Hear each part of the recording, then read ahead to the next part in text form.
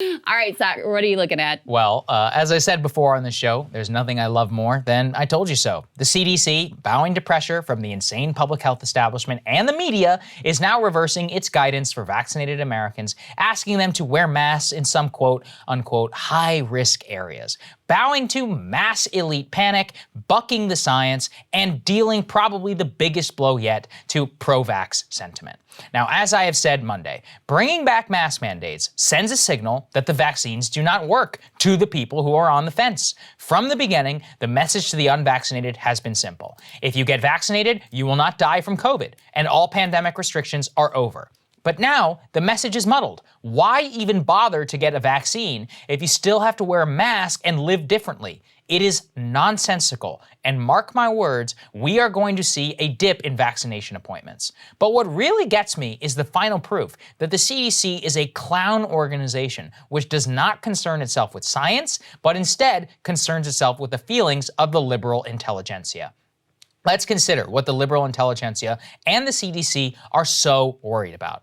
The CDC and Dr. Fauci say the situation has fundamentally changed. Fauci himself told CNN yesterday, quote, "We are living with a fundamentally different virus." And yet, are we? The answer is no. As Glenn Greenwald highlights in this New York Times op-ed, it has always been known people can still get COVID after they've been vaccinated. The point is now COVID is not a deadly threat to the most vulnerable part of our population, the elderly, and to make the virus less deadly to make those who get it. That has worked. Who cares if the case number is up? What matters is, are hospitals overflowing? Are people dying in the thousands every day? The answer to both of those questions is no, absolutely not. The difference between rising cases today and rising cases a year ago is now the people who might actually die from COVID are protected, or they have been given every chance that they have to protect themselves if they wish. It is not just me saying this. Take a listen to the CDC director herself just 2 months ago on freaking Rachel Maddow's program, assuring her vaccines work, masks can come off, and they protect against variants. So again, forgive me for speaking in personal terms, and I don't mean to be too blunt about this, but how sure are you? Because this feels like a really big change. We're sure. There's an extraordinary amount of evidence now that demonstrates the vaccines are working in the real world, in cohort studies, in care facilities, in across all states, that these vaccines are working the way they worked in the clinical trials. Importantly, there's also new data, just even in the last 2 weeks, that demonstrates these vaccines are working in against the variants that we have circulating here in the United States, and also data has emerged that has demonstrated that if you are vaccinated, you are less likely, not likely, to asymptomatically shed the virus and give it to others. So it is this coalescing of all the evidence now that tells us really it is safe to take off.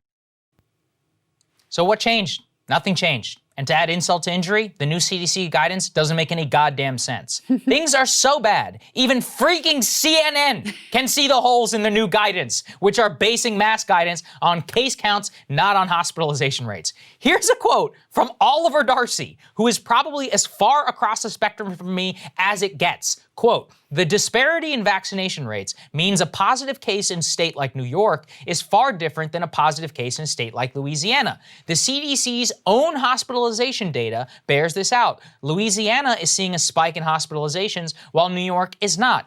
And yet, CDC guidance treats parts of New York exactly the same way it treats Louisiana. It doesn't make much sense." Exactly. It doesn't make much sense to anyone with a brain that can understand this basic fact. For a long time, I resisted the canard that a lot of my GOP friends told me, which is that many liberals simply cannot let go of pandemic restrictions, that their brains had been rotted by Trump. I knew it was true to a certain extent, but I had faith that normal people would rebel against nonsensical restrictions. However, as liberals would be beaten into submission by the overwhelming desire to just move on, I thought it would stand. But I will freely admit that these people have lost their minds, abandoned the science completely. The consequences for this are really dire, because as with all things, this is a story of class more than anything. The people who are freaking out about rising cases are the most likely to be vaccinated. You want proof? The moment after the announcement, the freaking White House, where literally the entire staff is vaccinated, is going to be wearing masks. Why? Seriously, who cares if one of them gets a breakthrough case of COVID? It is not a threat to anyone in that building. The White House Correspondents Association announced the same policy, again, for a group that is almost entirely vaccinated.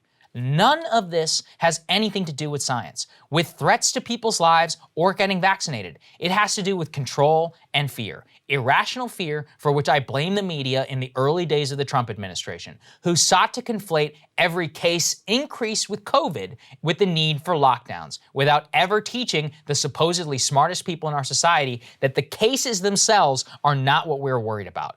Vaccines have rendered the case number moot. They have severed completely the link between cases and death, as that graphic shows you.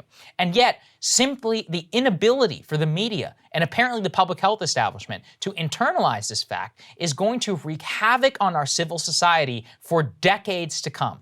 At this point, millions simply do not trust what the CDC says at all. And you know, why should they?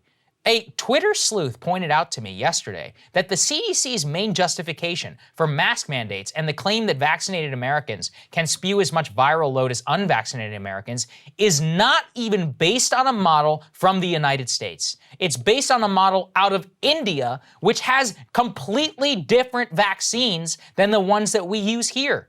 This is psychotic. It is not even based upon real science. Like with all things in America, COVID is hyper-politicized. Nobody is doing any real digging into what's going on here. Pandemic restrictions themselves are an article of faith to many liberals, and for many conservatives, proudly not getting vaxxed is a statement even if you're obese and have diabetes. The longer this hysteria marches through our institutions, the further divided we will all be. My prediction on the announcement is this: upper middle class liberals will wear masks, social distance, and force them on their kids unjustly forever. The actually vulnerable will look at the CDC nonsense, not wear a mask, they're going to get sick, and inevitably, when the New York Times and others start agitating for mini lockdowns in the winter, they will bear the brunt.